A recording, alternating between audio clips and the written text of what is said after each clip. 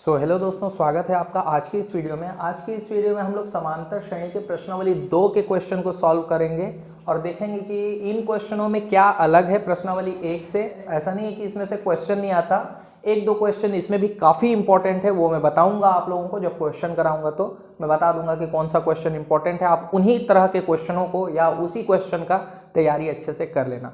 तो बने रहिए मेरे साथ। मेरा नाम है संजय और आप देख रहे हैं digital technology India with education.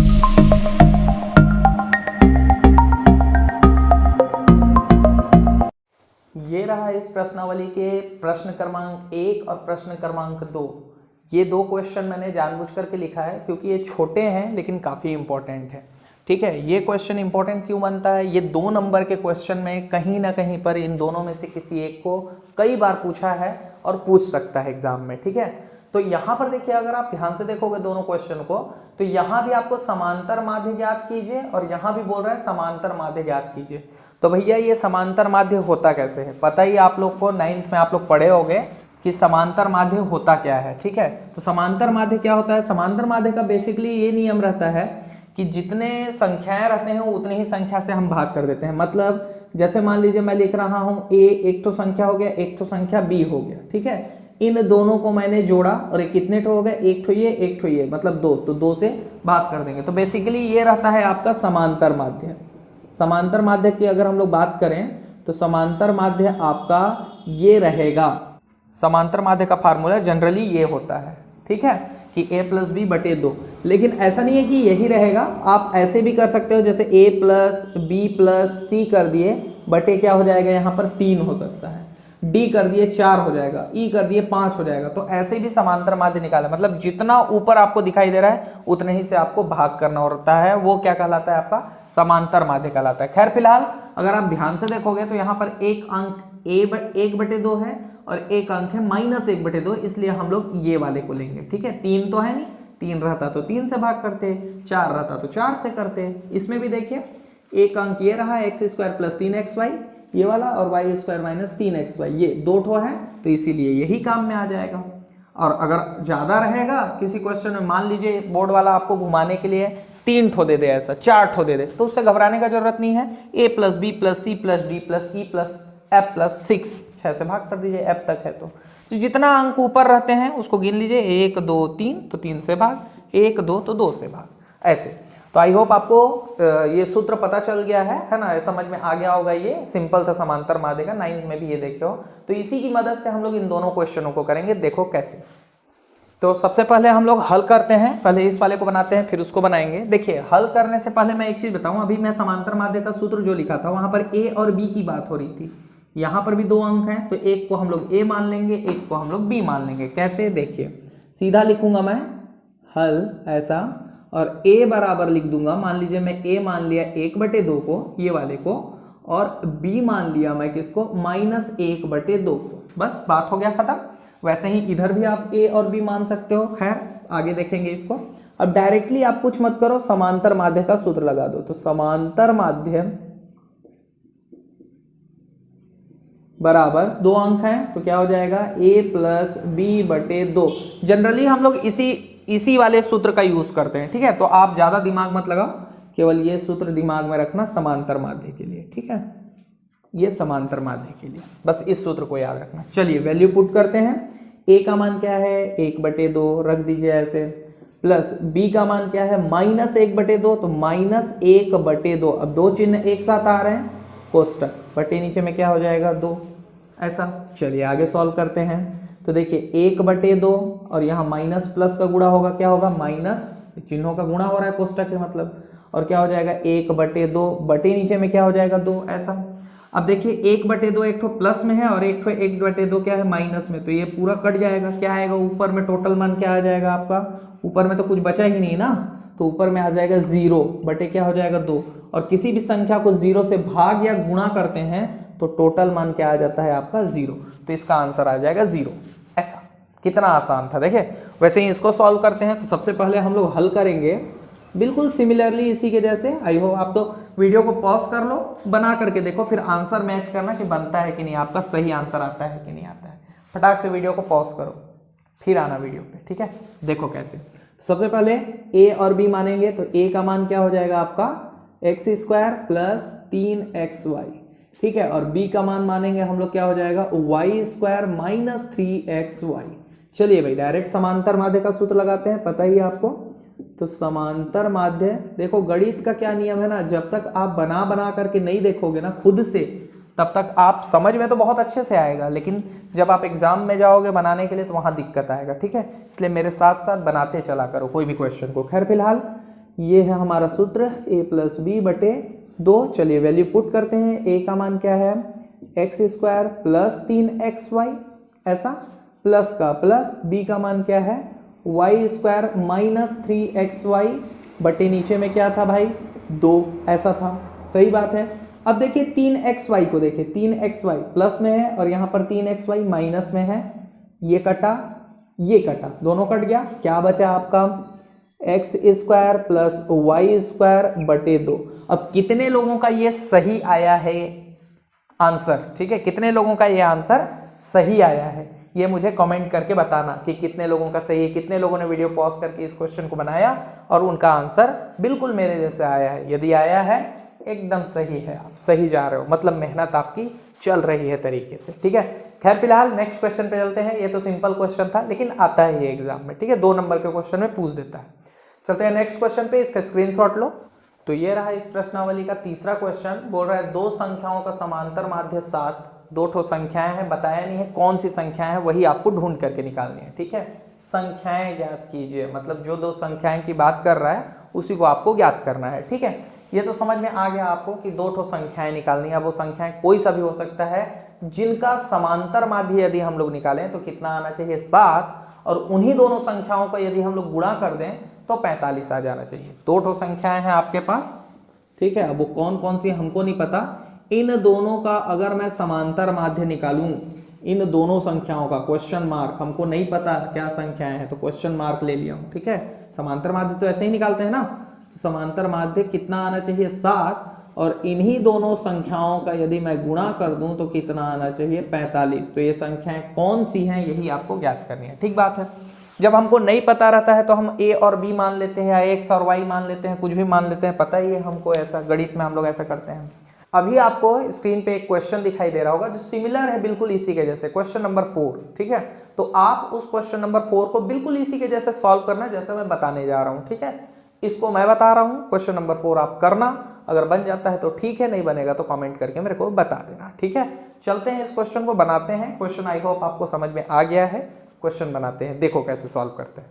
तो सबसे पहले जो जो चीज हम लोगों ने माना है उसको लिखेंगे। 2 संख्याएं हैं, दोनों अलग अलग होंगी, तो यहां लिखेंगे हम लोग माना कि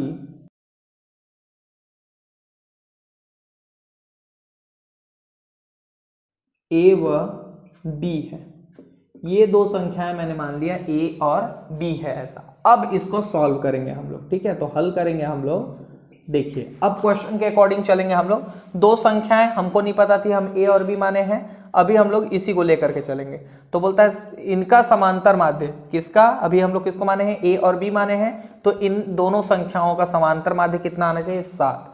तो बोलता है कि समांतर माध्य जो है, समांतर माध्य जो है इन दोनों संख्याओं का कितना आना चाहिए 7 आना चाहिए। तो समांतर माध्य बराबर 7, समांतर माध्य कितना आना चाहिए 7 आना चाहिए।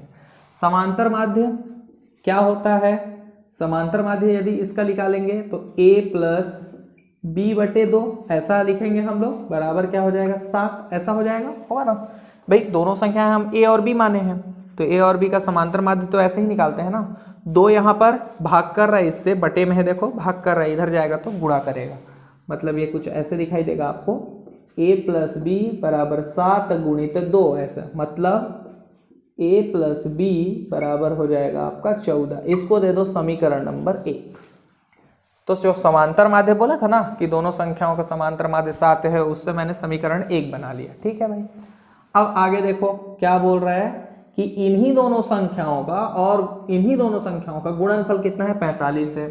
अब इन्हीं दोनों संख्याओं का गुणनफल मतलब a और b हम लोगों ने माना है, इन दोनों का गुणनफल कितना है, बोलता है 45 है। इसको मान लो समीकरण नंबर 2। क्या दिक्कत है, जितना ज्यादा समीकरण मानोगे उतना अच्छा है, ठीक है। ये हो गया। अब मैं आपको आगे की कहानी सुनाता हूं जो आपको मेन इंपॉर्टेंट है, जो आपको समझ करके चलना है, सबसे ज्यादा इंपॉर्टेंट। और इस सूत्र का यूज नेक्स्ट क्वेश्चन में भी होगा, ठीक है। तो आपको एक सूत्र याद रखना है, जैसे यहां पर अब इस सूत्र को क्यों लिखते हैं और मतलब क्या है के लिए इसका जरूरत पड़ता है। मैं यहाँ समीकरण 1 में देख रहा हूं a + b आया है, तो इसी के जैसा मेरे को लाने के लिए, ताकि वो आगे चल करके क्या हो, कटे, ठीक है, इसी के जैसा लाने के लिए ताकि जाकर के वो आगे कटे, इसलिए मैं इसको a वाला सूत्र ले रहा हूं। और सूत्र है, देखिए कौन सा, a - b, सर्व समीका है एक्चुअली, तो सर्व समीका से मैं लिख देता हूं सर्व समीका,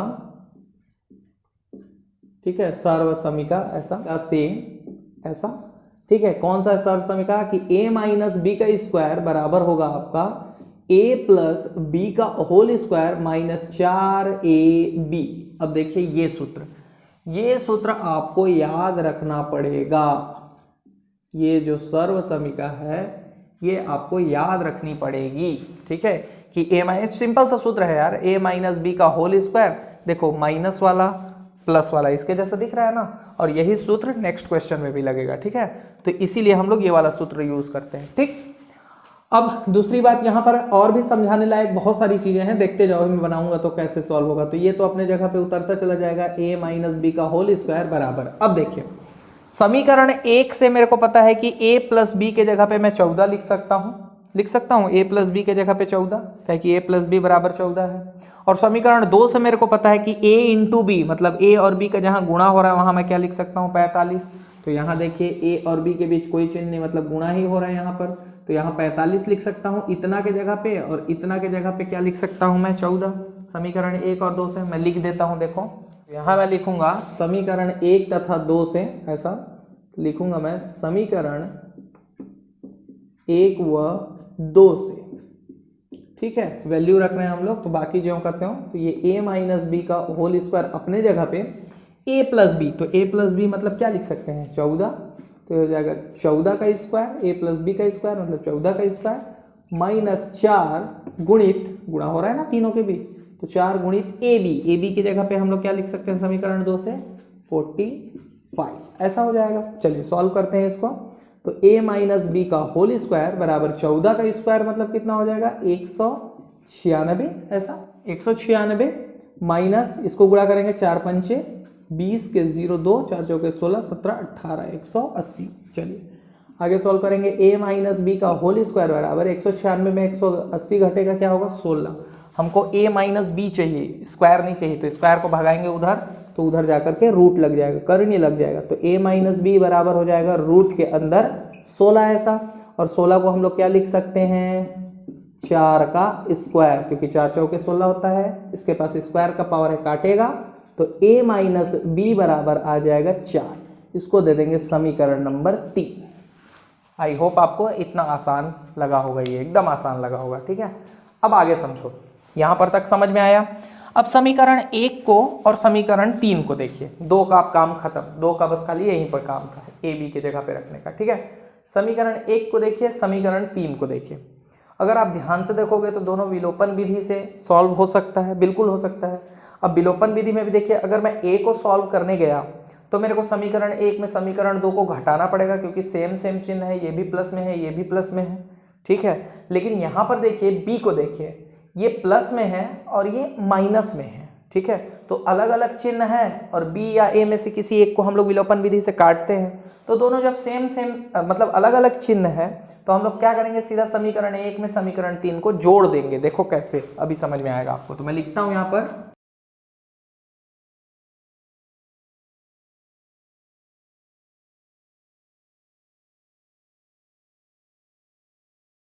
समीकरण 3 को जोड़ने पर, समीकरण 1 में समीकरण 3 को जोड़ेंगे, तो जोड़ देते हैं भाई। समीकरण 1 क्या है, देखो समीकरण 1 है हमारा a + b बराबर 14, ये है समीकरण 1। और समीकरण 3 क्या है, a - b बराबर क्या हो जाएगा आपका 4। इन दोनों को जोड़ देंगे। अब घटाते तो क्या होता, घटा भी सकते हो, कोई दिक्कत नहीं है, घटाओगे तो a कट जाएगा, नीचे का चिन्ह बदल जाएगा ना, घटाते हैं तो नीचे का चिन्ह बदल जाता है, तो घटा भी सकते हो, ऐसा कोई जरूरी नहीं है कि जोड़ना ही है, कैसा भी बनाओ यार, गणित में कोई टेंशन नहीं होता, ठीक है। तो यहाँ घटाओगे तो ए कट जाएगा, आंसर वही आएगा, लेकिन टेंशन मत लेना, ठीक है। और ज़्यादा चाहते हो तो आप, मैं जैसे जोड़ा हूँ, आप घटा करके देख लो, ए कट जाएगा। अभी कौन कट रहा है? बी कट रहा है, क्योंकि अलग अलग चिन्ह है, कटेगा ही। तो यहाँ देखिए बी अलग अलग चिन्ह कट गया, प्लस माइनस कैंसिल, ए कितना ठो ए? 2 ठो ए हो जाएगा, बराबर 14 में 4 जोड़ देंगे तो कितना हो जाएगा? ये 14 4 18। ए का मान निकालेंगे, 2 गुणा कर रहा है उधर चला जाएगा, भाग करेगा तो 18/2 और ए का मान आ जाएगा 2 9 18। तो ए का मान आ गया 9। अब इस ए के मान को समीकरण 1 में, समीकरण 2 में, समीकरण 3 में, किसी में भी रख दो, आपको बी का मान मिल जाएगा। मान लीजिए समीकरण 1 से क्या है भाई हमारा समीकरण 1 रख देते हैं, तो a प्लस बी बराबर है हमारा 14। ये है हमारा समीकरण 1। चलिए मान रखते हैं, a का मान हमको पता है 9 प्लस b बराबर हो जाएगा 14। 9 प्लस में उधर चला जाएगा माइनस में, तो b का मान आ जाएगा 14 माइनस 9, मतलब b का मान कितना आ जाएगा? 5। तो ये रहा आपका b का मान 5 और a का मान आ गया 9। अतः वह संख्याएं कौन कौन सी होंगी? 9 और 5 होंगी। और अब देखिए, अब आपको क्वेश्चन समझ में आएगा कि इन्हीं दोनों संख्याओं का अगर आप समांतर माध्य निकालिएगा तो कितना निकलेगा? 7। देखो मैं इधर साइड में आपको दिखाता हूँ, यहाँ पर थोड़ा संख्या है, मैं समझाता हूँ थोड़ा आपको। तो यहाँ मैं समझाता हूँ, अभी आपको देखते जाइए। तो मैं यहाँ समझाता हूँ अब क्वेश्चन को। क्या बोला था क्वेश्चन में कि दो संख्याओं का समांतर, दो संख्या हम लोग निकाल चुके हैं 9 और 5, इन दोनों का समांतर माध्य 7। तो 9 और 5 का समांतर माध्य निकालिए, कितना आता है? 7 आता है। 9 में से 5 जोड़ेंगे कितना हो जाएगा? 14/2, 2 7 14। सही बात है, इन दोनों का समांतर माध्य सच में 7 आ रहा है। क्या इन दोनों का गुणा करने पे 45 आता है? 9 गुणित 5, 9 पचे 45। सही बात है कि वो संख्याओं का गुणा करने पर 45 भी आता है, और इन दोनों का समांतर माध्य 7 होता है। मतलब जो हमने संख्याएं निकाली है वो 100% सही हो गया, प्रूव हो गया कि वो संख्याएं कौन कौन सी होंगी? 9 और 5 होंगी। तो लास्ट में लिख देना, अतः वे संख्याएं 9 और 5 होंगी, ऐसे लिख देना, ठीक है। बस आंसर आपका बन जाएगा। आई होप आपको ये बहुत अच्छे से समझ में आ गया होगा। नेक्स्ट क्वेश्चन भी इसी के जैसे बनेगा, तो बना करके देखना, मैं उसको नहीं बता रहा हूँ। अब मैं मेन क्वेश्चन पे आता हूँ, जो इंपॉर्टेंट क्वेश्चन है इस प्रश्नावली का, ठीक है। तो फटाक से स्क्रीनशॉट लो, नेक्स्ट क्वेश्चन पे चलते हैं। तो ये रहा इस प्रश्नावली का 5वां क्वेश्चन। क्वेश्चन बहुत ज़्यादा इंपॉर्टेंट है, और अभी आपको स्क्रीन पे एक और क्वेश्चन दिखाई दे रहा होगा, एकदम सिमिलर है यार, 5वां से सिमिलर है, 6वां नंबर। उसको आप बना करके देखना। क्या है कि आप जब तक बना करके नहीं देखोगे तब तक कोई मतलब का नहीं है ना। तो एकदम सिमिलर क्वेश्चन रहेगा, तो मैं बनाऊंगा नहीं उसको, एक क्वेश्चन मैं आपको समझा देता हूँ, नेक्स्ट क्वेश्चन आप बनाना, ठीक है, जो सिमिलर रहेगा। बाकी क्वेश्चन मैं करा दूंगा जो अलग टाइप का रहेगा, ठीक है। तो अभी जो स्क्रीन पे आ रहा है उसको आपको बनाना है, और मैं इस क्वेश्चन को बताता हूँ आपको। इसको पहले समझ जाओ, वो ऑटोमेटिक आपसे बन ही जाएगा 100%, ठीक है। देखो ध्यान से समझना, क्वेश्चन क्या बोल रहा है?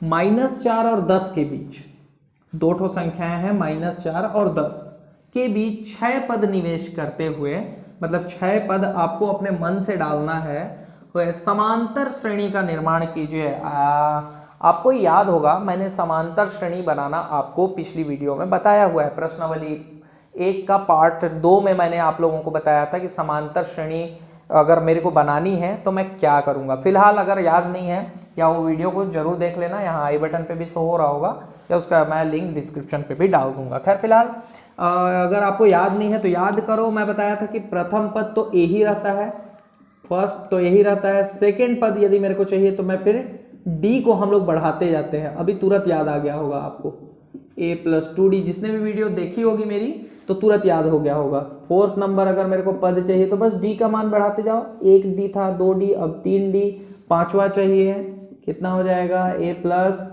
4d। याद रखिएगा d कौन से लगता है? सेकंड पद से लगता है, ध्यान रखिएगा। बस फर्स्ट में तो a ही रहेगा, बाकी सेकंड पद से लगना चालू होता है। और चाहिए आपको, और पद चाहिए, 6वां चाहिए तो 5d, 7वां चाहिए 6d, ऐसे, ठीक है। तो ये ऐसा कुछ मैं बताया हुआ था आपको कि समांतर श्रेणी बनाने का ये फॉर्मूला टाइप का मैं बताया था। याद करो, हम लोग 3 पद निकाले थे शुरुआत के, ठीक है, उस क्वेश्चन में। खैर फिलहाल यहाँ पर 6 पद हम लोग को लगाना है और समांतर श्रेणी बनाना है। मतलब यहाँ पर मेरे को क्या क्या चीज चाहिए? a और d चाहिए ही चाहिए, तभी तो पद बनेंगे ना। तभी तो समांतर श्रेणी का निर्माण होगा। तो इसीलिए ए और डी पे फुल कॉन्सेंट्रेट होना चाहिए आपका। क्षय पद कैसे निवेश करना है, कैसे इस क्वेश्चन को सॉल्व करना है, देखो अब आप लोग, ठीक है। देखो तो यहाँ पर हम लोग लिखेंगे, हम लोग मानेंगे कि इनके बीच क्षय पद कौन कौन से हैं। तो मैं लिखूंगा माना कि -4 व 10 के बीच क्षय पद निम्न है। ये क्षय पद कौन कौन से होंगे, तो देखिए मैं मान लेता हूं A1, A2, A3, A4, A5 और A6, ये क्षय पद है मान लीजिए, ठीक है। 1 2 3 4 5 6 छठो पद है, कुछ भी ले सकते हो आप, मैं A का लिया हूँ, ठीक है। तो A1, A2, A3 ऐसे करके छठो पद है। किसके किसके बीच में है, हम चाहें तो इसको ऐसे भी लिख सकते हैं कि किसके किसके बीच में है। देखो तो हम लिख सकते हैं, अतः हम लिख सकते हैं -4 और 10 के बीच में है, बोल रहा है -4 और 10 के बीच में है। तो -4 कॉमन कौन आ जाएगा आपका, A1, ठीक है। फिर कौन आ जाएगा, A2, फिर A3, फिर A4, फिर A5, फिर A6, कॉमा लास्ट में क्या आ जाएगा आपका 10। देखिए -4 और 10 के बीच में 6 पद हुए ना, ये वाला 6 पद, ठीक है। -4 और 10 के बीच में, और आसान हो गया, ठीक है। 6 पद कौन कौन से लिए, ये और ये पद कहाँ पर है, -4 और 10 के बीच 6 पद निवेश कीजिए। 6 पद हमने निवेश कर दिया, ठीक है। अब जो जो चीज़ मिलता है वो लिख लेंगे। तो हल करेंगे अब हम लोग, जो जो चीज़ हमारे पास है वो लेंगे। जैसे कि प्रथम पद किसी भी समांतर श्रेणी का ये रहता है प्रथम पद, ठीक है। तो इसको हम लोग ले लेंगे प्रथम पद, ठीक। A बराबर क्या हो जाएगा, -4, ये प्रथम पद मिला। सार्वंतर तो ज्ञात नहीं कर सकते हम लोग, क्योंकि इसमें A1 में -4 तो घटेगा ही नहीं, पता ही हमको। और क्या चीज़ है, ये देखिए क्या बोला है, ध्यान से समझना है। यहाँ पर ये 10 क्या है, ये आई होप आप लोग तुरंत समझ गए होंगे कि ये 10 तो अंत में आ रहा है, लास्ट में आ रहा है, और साफ साफ बोल रहा है कि -4 और 10 के बीच, मतलब -4 और 10 के बीच करना है आपको। तो आखिरी तो यही होगा ना, 10 ही तो होगा आखिरी, मतलब अंतिम पद यहाँ पर दे दिया गया है आपको कि अंतिम पद L बराबर क्या रहेगा आपका, 10 रहेगा, ऐसा दे दिया गया है, ठीक है। तो अब यहाँ पर और पदों की संख्या यदि हम लोग लिखें तो पदों की संख्या क्या हो जाएगी, देखो तो पदों की संख्या निकालेंगे हम लोग। तो एकदम सिंपल है, देखो पदों की संख्या n बराबर, साफ साफ गिन लीजिए आप, 1 2 3 4 5 6 7 8 पद है ये हैं, तो डायरेक्टली 8 लिख दो। लेकिन मैं वैसा नहीं सिखाऊंगा आपको, ठीक है। आपको आगे भी क्वेश्चन ऐसे आएंगे जो थोड़ा सा लॉजिकल टाइप के हो सकते हैं, तो आप ऐसा लिखो n+2। अब इसका क्या मतलब हो गया आपका, n मतलब है जितने भी पद हो। अब ध्यान दीजिए आप, यहाँ तो साफ साफ अक्षर में बोल दिया है 6 पद ही आपने लगाया। लेकिन अगर यहाँ पर बोल देता कि हमको नहीं पता कितने पद हैं, तब कैसे करते, तब तो आपको पता ही नहीं होता कि यहाँ पर कितने पद हैं। तो इसीलिए ये n+2 का कॉन्सेप्ट आता है यहाँ पर, ठीक है। इसलिए मैं अभी ही बता दिया आपको।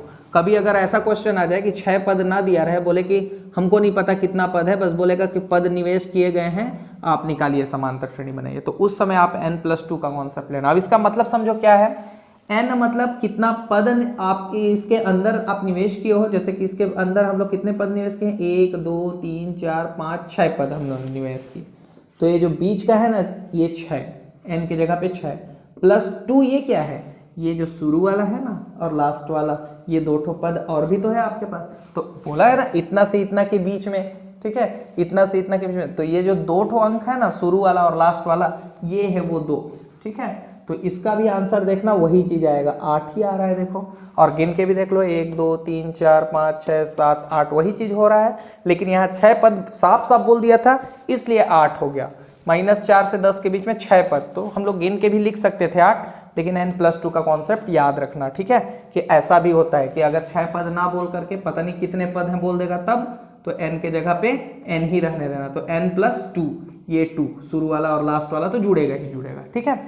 तो ये 8 आ गया, ठीक, इतना समझ में आया। अब हम लोग सूत्र लगाएंगे। मैंने आपको फर्स्ट वीडियो में बताया था कि जब हमारे पास अंतिम पद रहता है तो हम लोग फॉर्मूला लगाते हैं, L बराबर A + n - 1 × D, पता ही है हमको। फॉर्मूला लगाएंगे और सॉल्व करेंगे इसको और निकालेंगे। देखिए तो L का मान हमको पता है कितना है 10, A का मान हमको पता है क्या है -4, प्लस N का भी मान हमको पता है क्या है 8 - 1 इंटू D का मान नहीं पता, इसी D को निकालना है आपको, क्योंकि मैं शुरू में बताया A और D चाहिए, तो A तो है हमारे पास। तो चलिए -4 इधर आएगा, प्लस में हो जाएगा तो 10 और ये हो जाएगा +4 बराबर 8 में से 1 जाएगा, क्या हो जाएगा 7 और D, ठीक है 7 यहाँ से बचेगा, गुणा करेगा 7D, 10 और 4 को जोड़ेंगे क्या आ जाएगा 14 बराबर हो जाएगा 7D। आपको D का मान चाहिए, 7 गुणा कर रहा है इधर जाएगा भाग करेगा और D का मान आपका आ जाएगा कितना 2, ये रहा D का मान और ये रहा आपका A का मान, ठीक है ये रहा A का मान। ठीक, समझ में आ गया। तो A और D मिल गया है, आप समांतर श्रेणी बनाना चालू कीजिए। तो प्रथम पद क्या रहेगा आपका, फर्स्ट पद जो रहेगा आपका वो तो आपका A बराबर ही रहेगा क्या -4, ठीक है।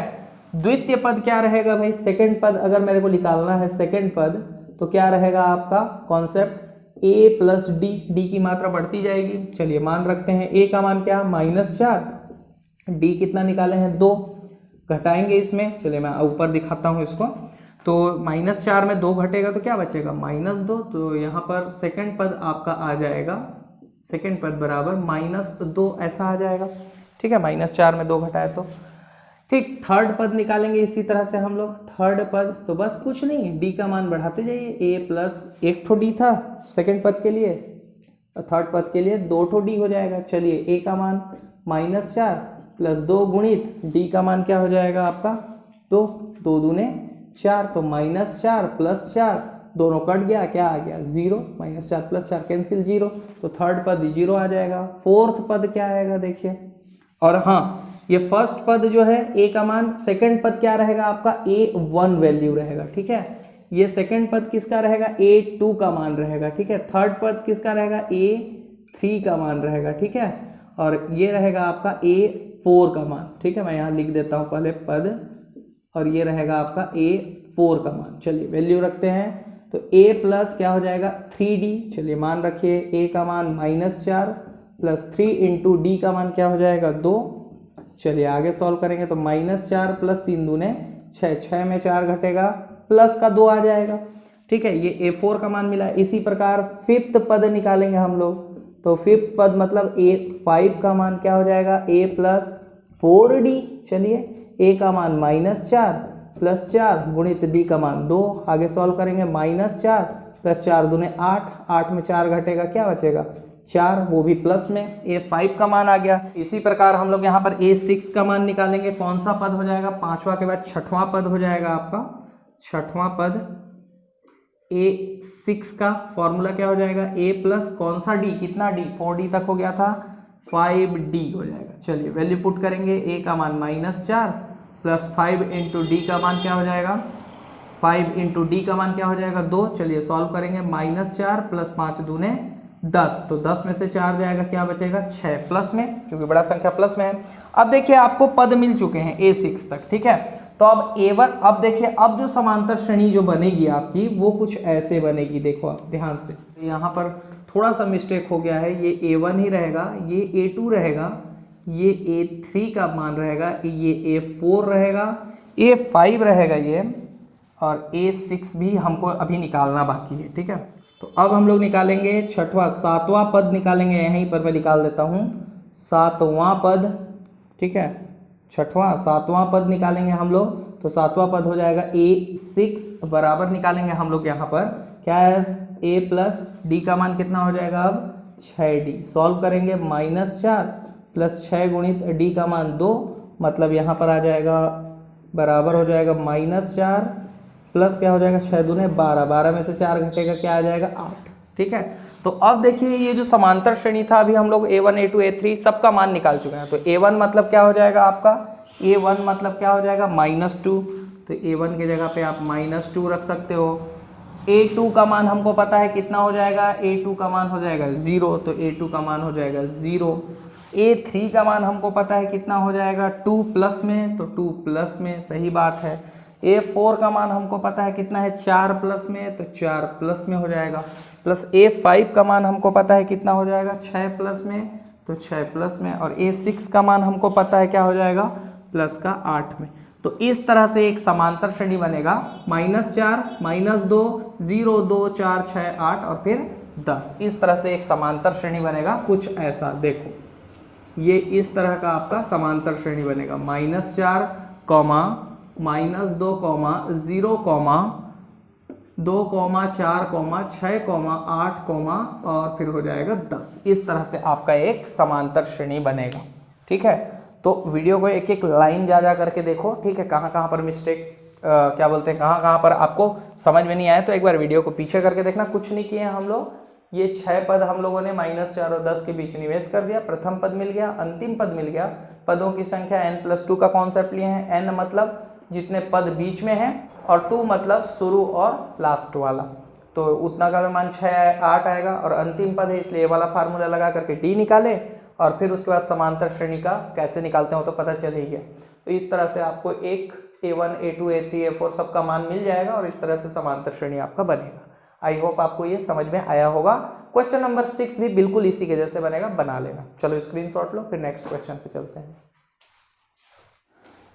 तो ये रहा इस प्रश्नावली का 7वां नंबर क्वेश्चन। क्वेश्चन बड़े ध्यान से समझो, आसान है। ठीक है, इसमें आपको सिद्ध करना है ना, सिद्ध करना है। क्वेश्चन समझिए, यदि किसी समांतर श्रेणी का पीवें और क्यूवें पदों का माध्य, मतलब पीवां पद और क्यूवां पद का जो समांतर माध्य रहेगा वो आरवें और एसवें पदों के समांतर माध्य के बराबर है। देखिए यहाँ पर क्या बोल रहा है कि 4 पद हैं, यहाँ PQRS 4 पद हैं। तो इसमें से बोलता है पीवां और क्यूवां पद का अगर आप समांतर माध्य निकालेंगे और आरवां और एसवां पद का समांतर माध्य निकालिए। ठीक है, पहले पीवां और क्यूवां पद का समांतर माध्य निकालिए, आरवां और एसवां पद का समांतर माध्य निकालिए, और दोनों को फिर क्या कर दीजिए, बराबर कर दीजिए। जब दोनों बराबर हो जाएंगे उसके बाद आपको सिद्ध करना है कि P+Q = R+S ऐसा होता है। ये आपको प्रूव करना है। आई होप आपको समझ में आया होगा। देखो सबसे पहले अब मैं एक सारांश आपको बताता हूं इसका कि इस क्वेश्चन को हम लोग कैसे लेंगे। सबसे पहले तो पीवां और क्यूवां पद का माध्य बोला है, तो माध्य तो हम बाद में निकालेंगे। पहले हमको ये तो पता रहे कि पीवां पद क्या होगा, क्यूवां पद क्या होगा, आरवां पद क्या होगा, एसवां पद क्या होगा, ये भी तो पता होना चाहिए ना। सबसे पहले हम लोग पीवां पद निकालेंगे, क्यूवां पद निकालेंगे, आरवां पद निकालेंगे और एसवां पद निकालेंगे। जब हमको पद पता चल जाएंगे कि कौन कौन से हैं, उसके बाद हम समांतर माध्य निकालेंगे पीवां और क्यूवां का, आरवां और एसवां का। जब समांतर माध्य निकल जाएंगे तो दोनों को बराबर कर देंगे। लंबा बनेगा क्वेश्चन, पेशेंस रखना, आराम से समझना, एकदम आसान है। ठीक है, मैं स्टेप बाय स्टेप आपको समझाता जाऊंगा। तो सबसे पहला काम हम लोग को क्या करना है, पीवां पद निकालना है, क्यूवां पद निकालना है, आरवां और एसवां 4 पद निकाल लेते हैं। देखो एकदम आसान तरीके से, देखो कैसे हल करेंगे। और ऐसा पद निकालना तो आपको मैं पहले ही बता चुका हूं, तो एकदम आसान है। देखो सबसे पहले समांतर श्रेणी का लिखते हैं,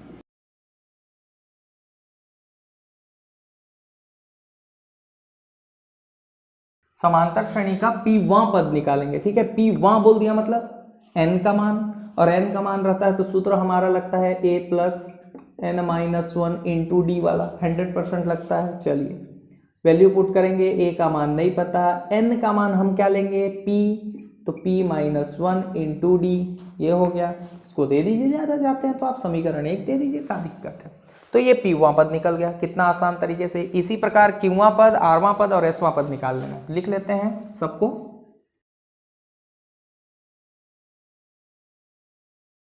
क्यूवां पद, फिर क्यूवां बोल दिया मतलब n का मान, मतलब सूत्र, ये सूत्र a+n के जगह पे क्या हो जाएगा, q-1 × d, समीकरण नंबर 2 हो गया। ये पीवां और क्यूवां पद निकाल लिया हम लोगों ने। तो पीवां और क्यूवां पद निकल गया। अब इनका समांतर माध्य निकालना है। समांतर माध्य हमको पता है कैसे निकालते हैं हम लोग। तो पीवां और क्यूवां पद का समांतर माध्य मैं लिखता हूं, देखो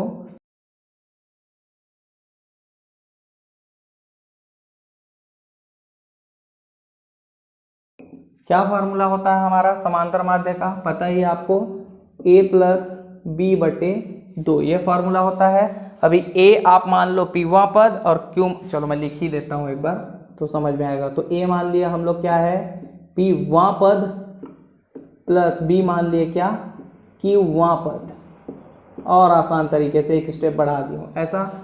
अब पीवा पद समीकरण 1 और समीकरण 2 से हमको पता है, यहाँ लिख लेते हैं फटाक से।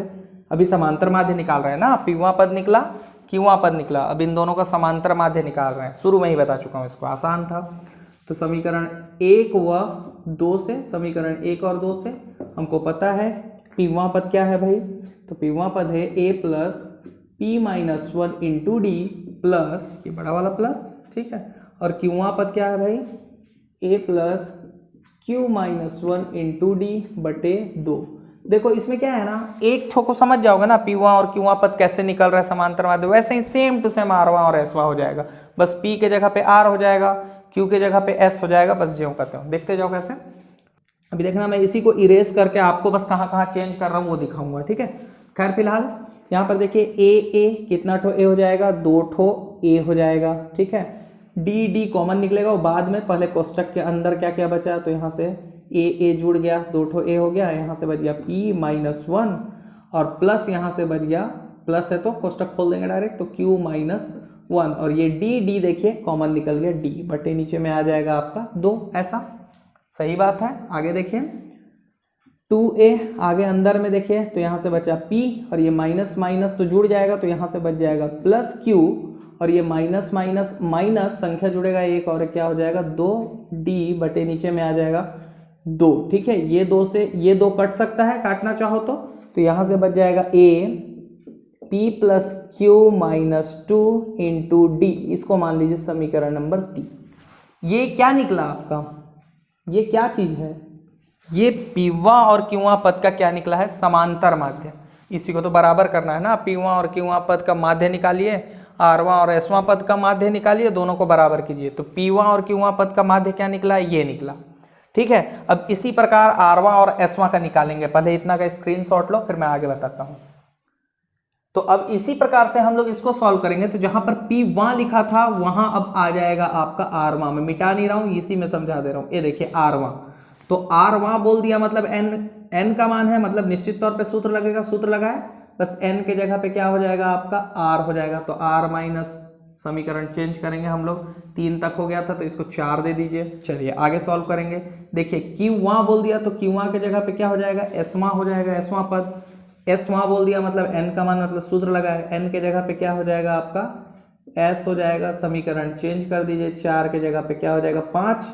अब यहाँ पर पीवा और क्यूआ पद का समांतर माध्य के जगह पे क्या हो जाएगा आपका आरवा और एसवा पद का समांतर माध्य, ए प्लस बी, तो पीवा पद मतलब यहाँ पर क्या हो जाएगा आरवा पद और ये हो जाएगा एसवा पद, ये लीजिए सेम टू सेम। बस यहाँ पर आरवा पद क्या था आपका आर माइनस 1, तो p के जगह पे क्या हो जाएगा r माइनस 1, ठीक है, और q के जगह पे क्या हो जाएगा s माइनस 1। बस देखो p और q को कैसे चेंज कर रहा हूँ, तो बाकी तो ज्यों का त्यों रहेगा, यहाँ भी a जुड़ गया, 2 ठो a, यहाँ से बच जाएगा क्या आपका r माइनस 1 प्लस यहाँ पर q के जगह पे क्या हो जाएगा s माइनस 1 इंटू डी, ठीक है, सेम टू सेम। फिर 2a यहाँ पर r प्लस s हो जाएगा, p प्लस q के जगह पे, यहाँ देखिए r प्लस एस और ये माइनस माइनस माइनस और एक जुड़ जाएगा 2 से 2 कटा, तो यहाँ पर आ जाएगा ये पीवा और क्यूआ पद का है, मैं यहाँ लिख दे रहा हूँ इसके जगह पे, देखो यहाँ पर लिख दे रहा हूँ ताकि आपको समझ में आता रहे। तो a और यहाँ से a बचा ना, और क्या बच गया r plus S minus 2 into D बटे नीचे में तो कुछ नहीं है, ठीक है। ये बन जाएगा आपका समीकरण नंबर कौन सा हो जाएगा 5 के बाद ये हो जाएगा समीकरण नंबर 6। तो ये रहा आपका पीवा और क्यूआ पद का, और ये नीचे वाला है आपका आरवा और एसवा पद का समांतर माध्य। ये दोनों समांतर माध्य निकाल चुके हैं समीकरण 3 और समीकरण 6 से। पीवा और क्यूआ का समांतर माध्य ये निकला और आरवा और एसवा का समांतर माध्य ये निकला, सही बात है। अब इन दोनों को क्या करना है, ये देखिए पीवा और क्यूआ पद का माध्य और आरवा और एसवा पद के माध्य को क्या करना है, बराबर करना है। तो अब मैं इन दोनों को बराबर करूंगा और सॉल्व करूंगा। आई होप आपको ये समझ में आया होगा, फटाक से स्क्रीनशॉट लो। तो अभी हम लोगों को पीवा और क्यूआ पद का समांतर माध्य मिल चुका था समीकरण 3 और आरवा और एसवा पद का समांतर माध्य मिल चुका था समीकरण नंबर 6। अब बोलता है दोनों का बराबर कीजिए, मतलब किसको किसको, पीवा पद, ठीक है, पीवा पद व और क्यूआ पद का माध्य,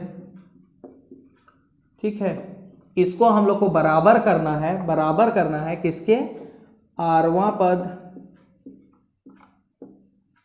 और एसवां पद के, एसवां पद के माध्य से, माध्य मतलब समांतर माध्य यहाँ पर है, ठीक है, माध्य से। तो पीवा और समीकरण 3 और 4 से लिख देते हैं। चलिए देखिए समीकरण 3 व 6 से, ठीक है, समीकरण 3 और 6 से पीवा और क्यूवा पद का समांतर माध्य क्या आया था आपका, a plus P plus Q minus 2 into D, ये आया था, ठीक है। और आरवां और एसवां पद का क्या आया था, same to same, a plus R plus S minus 2 into D, सही बात है, ये दोनों आया था। दोनों के समांतर माध्य को बराबर कर दिया हम लोग। अब देखिए, अगर मैं a को इधर लाऊं तो a प्लस में है, इधर आएगा माइनस में हो जाएगा, तो a प्लस में माइनस में कैंसिल, तो डायरेक्टली ये तो कटेगा ही, आप इधर ले आकर के काटो, कोई दिक्कत नहीं, वैसे भी कटेगा।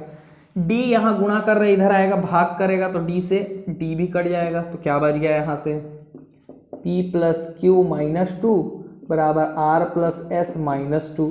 अब इस माइनस 2 को इधर लाओगे तो प्लस 2 हो जाएगा, या इस माइनस 2 को उधर ले जाओ प्लस 2 हो जाएगा, तो माइनस 2 प्लस 2 भी कैंसिल होगा, कहीं ना कहीं कटेगा ही, तो क्या बच गया आपके पास, p प्लस क्यू बराबर आर प्लस एस। ये देखिए, जो चीज़ आपको प्रूव करना था वो हो जाता है यहाँ पर प्रूव्ड। बस ऐसे सॉल्व कर लेना है आपको। तो क्या किया हम लोग, पीवां पद निकाले, क्यूवां पद निकाले, ठीक है, आरवां और एसवां पद निकाले, दोनों का समांतर माध्य निकाले। समांतर माध्य निकालने के बाद ये निकला, दोनों को बराबर कर दिए और हम लोग सिद्ध कर दिए कि p प्लस क्यू बराबर आर प्लस एस होता है 100%, ठीक है। मजा आया? तो चलो फटाक से स्क्रीनशॉट लो, नेक्स्ट क्वेश्चन पे चलते हैं। सबसे इंपॉर्टेंट क्वेश्चन इस प्रश्नावली का, फटाक से स्क्रीनशॉट लो। तो ये रहा इस प्रश्नावली का आखिरी क्वेश्चन और सबसे इंपॉर्टेंट क्वेश्चन। ये क्वेश्चन कई बार एग्जाम में पूछा है, या इसी टाइप का क्वेश्चन आपको एग्जाम में पूछता है, ठीक है, और ज्यादा नंबर के क्वेश्चन में पूछता है, 4 नंबर या 5 नंबर में पूछता है, ठीक है। तो इसको बड़े ध्यान से समझना। देखो क्वेश्चन क्या बोल रहा है, तो 7 और 49 के बीच n पद है। लो आ गया n पद वाला कॉन्सेप्ट, जैसा कि मैं पहले ही बता दिया था, ठीक है, खैर घबराने का जरूरत नहीं है। 7 और 49 के बीच n पद है, पता नहीं कितने पद हैं, नहीं बताया है, n पद है, 5 पद 6 पद ऐसा लिखा रहता तो हम गिन के लिख देते, यहाँ साफ साफ लिखा है n पद है, हमको नहीं पता कितने पद हैं, ठीक है। फिर बोलता है यदि पांचवें पद, जो पांचवा पद रहेगा, और n-1वां जो पद रहेगा, ठीक है, का अनुपात 5:4 है। 5 अनुपात का मतलब बटे होता है ना, बटे 5/4 या 5:4 हो, तो n का मान ज्ञात कीजिए। आपको क्या निकालना है, n का मान ज्ञात करना है कि कितना होगा n, मतलब इन दोनों के बीच कितने पद हैं, n पद है, मतलब n का मान ही ज्ञात करना है कि कितने पद होंगे, ठीक है। सबसे पहले अगर मैं इसको समझाऊं आपको कि मान लीजिए n पद है, अब पता नहीं कितने पद है, मान लीजिए a1 a2 a3 ऐसे लेते थे हम लोग, तो 6 पद रहता था तो a6 तक लेते थे, लेकिन इसके बीच पता ही नहीं है ना कितने पद है, ठीक है, हमको नहीं पता कितने पद है, ठीक, तो हम लोग ऐसे ले लेंगे मान लीजिए, और शुरू में कौन रहेगा 7 और लास्ट में कौन रहेगा 49, इनके बीच अब पता नहीं कितने पद हैं भाई, हमको नहीं पता, ऐसा समझ रहे हो ना, ऐसा, ठीक, ऐसा समांतर श्रेणी बनेगा, ठीक। तो देखो इसको कैसे बनाते हैं, यहाँ पर मैं आप लोगों को समझाने के लिए इसी समांतर श्रेणी को लिख देता हूँ। देखिए 7 और 49 के बीच n पद हैं, a1 होगा, a2 होगा, a3 होगा, डैश डैश डैश, बहुत सारे पद होंगे, नहीं पता कितने ठो, बट लास्ट में कौन रहेगा 49, क्यों रहेगा, क्योंकि 7 और 49 के बीच n पद है, ठीक है, तो 7 और 49 के बीच में n पद है, कितने हैं नहीं बताया है, लेकिन जो भी होगा 7 और 49 के बीच में ही होगा, ठीक है। अब देखते हैं क्या क्या चीज हमको मिल सकता है। प्रथम पद मिलेगा सबसे पहले, तो जो जो चीज मिलता है लिख लेते हैं। प्रथम पद मिलेगा, a का मान बिल्कुल मिलेगा, क्या हो जाएगा 7, सार्वंतर तो मिलेगा नहीं, फिर क्या मिलेगा आपको, अंतिम पद भी मिल जाएगा, अभी बताया था मैं क्वेश्चन, ठीक है, तो अंतिम पद भी मिल जाएगा आपको, l का मान क्या हो जाएगा आपका 49, ये भी मिल गया। क्या पदों की संख्या मिलेगी, पदों की संख्या मिलेगी, बिल्कुल मिलेगी, ठीक है, पदों की संख्या मिलेगी, हाँ, n का मान मिलेगा। मैं क्या बताया था, n+2 का कॉन्सेप्ट लेकर के चलो, n मतलब हमको भी नहीं पता कितना है, तो n लिए हैं, जितना भी हो, ठीक है, हमको नहीं पता कितना है, लेकिन जितना भी हो उन दो उसमें ये दोनों तो जुड़ेंगे ना, ये दोनों भी गिनती करेंगे तो 1 2 3 4 5 6 7 8 जितना भी हो लेकर के यहाँ तक पूरा गिनेंगे ना, इन दोनों को भी तो गिनेंगे इसमें। जैसा हम लोग उसमें गिने थे 8 पद आ रहा था तो शुरू से लेके 8 ठो गिनाया था ना मैं, 6 ठो पद बीच में निवेश किए थे और शुरू वाला तो 8 आया था n का मान। वैसे ही n का मान चाहे जितना भी हो बीच में, उससे मेरे को मतलब नहीं है, जितना भी हो उसमें ये दोनों तो जुड़ेंगे ही। तो +2 हो गया, n का मान हमको नहीं पता तो जाने दो, n+2 ही रहने दो। ठीक है, इतना समझ में आया। अब l दिया है तो 100% है कि सूत्र लगेगा, लगाएंगे अब हम लोग सूत्र यहाँ पर l वाला, तो यहाँ लगाएंगे हम लोग l बराबर होता है a + n-1 इंटू डी। चलिए वैल्यू पुट करते हैं, l का मान कितना है 49 बराबर a का मान कितना है 7 प्लस n का मान क्या हो जाएगा n+2 हो जाएगा ऐसा, और -1 का -1 इंटू डी का d जाने तो। ठीक है, आगे और सॉल्व करते हैं तो यहाँ 7 प्लस में इधर आ जाएगा माइनस में, तो 49 - 7 बराबर यहाँ पर हो जाएगा आपका n, 2 में से 1 घटेगा, 2 में से 1 घटेगा क्या आएगा आपका +1 इंटू डी हो जाएगा। 49 में से 7 घटाएंगे क्या आ जाएगा आपका 42 बराबर हो जाएगा n+1 इंटू डी। यहाँ से d का मान निकाल लो तो n+1 यहाँ गुणा कर रहा है, इधर जाएगा भाग करेगा तो d का मान आपका आ जाएगा, देखिए d बराबर हो जाएगा, यहाँ से बचा है आपका 42 बटे नीचे में क्या आ जाएगा आपका n+1। ठीक है, n+1 यहाँ गुणा कर रहा था, इधर जाएगा भाग करेगा। इसको दे दीजिए समीकरण नंबर 1। ठीक, n का मान तो नहीं निकला। आगे देखिए, अब आगे क्वेश्चन में क्या बोलता है, पांचवा और n-1वां, तो पांचवा पद क्या होगा, तो पांचवा पद निकाल लेते हैं। तो पांचवा पद देखिए, सॉरी पांचवा पद निकालेंगे हम लोग, तो पांचवा बोल दिया मतलब किसका मान, n का मान सूत्र लगाएंगे a + n-1 into D. a का मान तो पता है हमको क्या है 7, तो यहाँ 7 प्लस n का मान पांचवा बोल दिया तो 5 हो जाएगा -1 इंटू डी बराबर 7 प्लस 5 में से 1 जाएगा क्या बचेगा 4 डी हो जाएगा ऐसा। ठीक है, 7 + 4 डी हो जाएगा ऐसा, और तो कुछ घटेगा नहीं क्योंकि यहाँ पर 4 को जोड़ना मत ना, 7 और 4 ऐसे जोड़ना नहीं है क्योंकि ये डी का मान है, यहाँ भी डी रहता तो जुड़ जाता। ठीक है, सेम सेम रहता है तब जुड़ता है, तो 4 तो डी है यहाँ पर डी कहीं पर है क्या, नहीं है तो नहीं जुड़ेगा। तो पांचवा पद ये निकला। इसी प्रकार n-1वां पद निकाल लेते हैं, तो देखिए n-1वां पद ये क्या निकलेगा, n-1वां बोल दिया मतलब n का मान मतलब सूत्र लगेगा a + n-1 into D. a का मान क्या है 7 है, 7 रख दीजिए, प्लस n का मान हमको पता है क्या हो जाएगा n-1वां पद, जैसे पांचवा बोला था तो n की जगह पे 5 रखे, n-1वां बोला है तो n-1 रख दिए हैं, और ये वाला -1 का -1 इंटू डी। चलिए आगे सॉल्व करते हैं, तो 7 प्लस n का n माइनस संख्या जुड़ेगा 1 और 1 2 इंटू डी, ये निकल जाएगा आपका n-2 इंटू डी। ये क्या मिला आपका n-1वां पद। अब इन दोनों पदों का अनुपात बोलता है कितना है, इन दोनों पदों का अनुपात बोलता है 5:4 है। मतलब समझना, पांचवा पद जो रहेगा, जो पांचवा पद रहेगा आपका पांचवा पद, और n-1वां जो पद रहेगा 1वां पद का अनुपात, अनुपात मतलब होता है बटे, कितना होगा 5:4, मतलब 5/4 ऐसा हो जाएगा।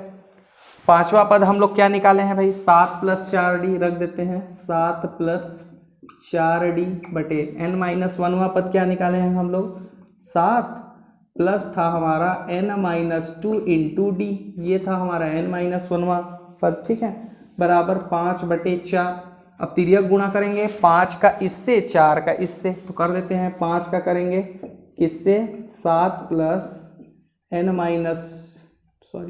n-2 इंटू डी से, बड़ा कोष्टक ले लीजिए ऐसे, बराबर यहाँ 4 का गुणा हो जाएगा किससे, इधर 7 + 4d से ऐसा। ठीक है, आगे सॉल्व करेंगे इसको, तो फटाक से पहले इतना स्क्रीनशॉट लो। आई होप आपको समझ में आया होगा ये। ठीक है, सबसे पहले कितने पद हैं हमको नहीं पता, तो जितने भी पद हों उससे मेरे को मतलब नहीं है, लेकिन उसमें ये दोनों तो जुड़ेंगे ही ना, जितना भी पद हो तो उसमें जोड़ दिए। l का मान दिया हुआ था, अंतिम में 49 आ रहा था, इसलिए l का मान सूत्र लगा करके यहाँ पर d का मान निकाल लिए।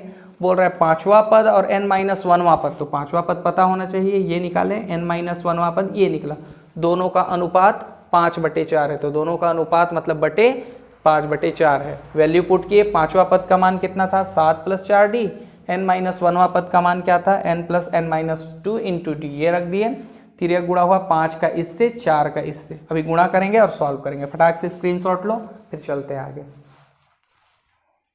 तो हम लोगों का ये आ चुका था, अब तिर्यक गुणा कर चुके हैं हम लोग, सॉल्व करेंगे 5 से करेंगे तो 5 × 7 = 35 प्लस 5 का n-2 से करेंगे तो ये हो जाएगा 5 का n से करेंगे तो 5n - 5 दूने 10d हो जाएगा, बराबर इधर सॉल्व करेंगे 4 × 7 = 28 प्लस 4 चौके 16d हो जाएगा। अब देखिए यहाँ पर ये वाला जो हिस्सा है ये d का मान है, तो d वाले को एक साइड ले लो, गिनती को एक साइड ले लो, तो यहाँ पर से आपका 35 है और ये प्लस में 28 था, ये आ जाएगा -28 हो जाएगा, बराबर यहाँ पर 16d ऑलरेडी था, अब ये भी उधर जाएगा तो क्या हो जाएगा माइनस में हो जाएगा, प्लस में था तो माइनस में क्या हो जाएगा आपका 5n - 10d ऐसा हो जाएगा, सॉरी 10 और d ऐसा हो जाएगा, ये वाला देखिए ऐसा। 35 में से 28 घटाएंगे हम लोग 7 आ जाएगा, बराबर यहाँ पर देखिए d अगर मैं कॉमन निकाल लूँ तो यहाँ से क्या बच जाएगा 16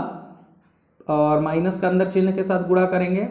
चलिए एक स्टेप मैं बढ़ा लेता हूँ ताकि आपको समझ में आए, तो 16d अरे माइनस का अंदर वाले चिन्ह के साथ गुणा तो ये हो जाएगा -5n, चिन्ह गुणा करते हैं तो अंदर का चिन्ह बदल जाता है ना, प्लस वाला था माइनस में, ये माइनस वाला क्या हो जाएगा +10 और ये d वाला d जो बाहर था, ठीक है, d कॉमन निकाल लेंगे तो क्या हो जाएगा 7 बराबर यहाँ से बच जाएगा आपका 16 - 5n + 10 और d दोनों में से क्या निकल जाएगा कॉमन निकल जाएगा ऐसा d, ठीक है। आगे सॉल्व करेंगे तो 7 बराबर यहाँ हो जाएगा, देखिए 16 और 10 क्या हो जाएगा 26, मतलब -5n + 26d हो जाएगा।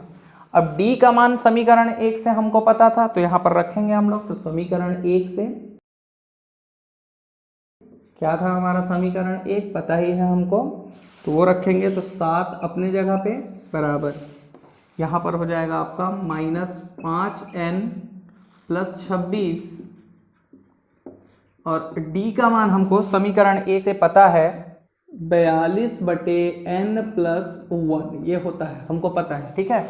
n + 1 यहाँ पर भाग कर रहा है, इधर जाएगा तो गुणा करेगा, तो 7 का गुणा हो जाएगा n + 1 से, बराबर इधर हो जाएगा -5n + 26 का गुणा हो जाएगा किससे 42, ये वाला 42, ठीक है। इतना समझ में आया। आगे सॉल्व करेंगे इसको, 7 का n से करेंगे तो 7n + 7 एकम 7 हो जाएगा, यहाँ गुणा करेंगे तो 5 दूने 10 के 0 1 बचा, 5 चौके 20 और 1 21, 210 - 210 n हो जाएगा, प्लस 26 से इसका गुणा करेंगे तो 1092 आ जाएगा। आगे सॉल्व करेंगे इसको, देखिए n वाले को एक साइड ले सकते हैं और संख्या को एक साइड, तो 210n प्लस में माइनस में इधर आएगा, प्लस में हो जाएगा, तो 7n + 210n का है, ऐसा कर रहे हैं क्योंकि हमको n का मान चाहिए ना, बराबर यहाँ से 1092 और 7 प्लस में इधर चला जाएगा -7 हो जाएगा। चलिए यहाँ पर से 210n और 7n को जोड़ेंगे तो क्या हो जाएगा 217n और 1092 में 7 को घटाएंगे तो 1085 हो जाएगा, ठीक है, प्लस में, क्योंकि बड़ा संख्या प्लस में है। आपको n का मान चाहिए, 217 यहाँ गुणा कर रहा है, उधर जाएगा भाग करेगा तो n का मान हो जाएगा 1085 बटे नीचे हो जाएगा 217। अब 217 से इसको भाग करोगे तो n का मान आ जाएगा 5, ये रहा आपका n का मान। तो ऐसे इसको सॉल्व कर लेना है, ठीक है। आई होप आपको समझ में आया होगा, नहीं समझ में आया है तो वीडियो को रिपीट करके एक बार और देखो तो आपको अच्छे से ये समझ में आ जाएगा। आई होप आपको ये वीडियो पसंद आई होगी, यदि पसंद आई है तो इसे प्लीज़ लाइक शेयर सब्सक्राइब कर देना, अपने दोस्तों के साथ शेयर कर दो, कुछ ना कुछ करके जरूर जाया करो वीडियो में, कमेंट कर दो, जो करना है करो, लाइक करना है डिसलाइक करना है जो करना है करो, लेकिन करके जाया करो वीडियो को, ठीक है। मैं मिलता हूँ आपको नेक्स्ट वीडियो में, तब तक के लिए बाय बाय।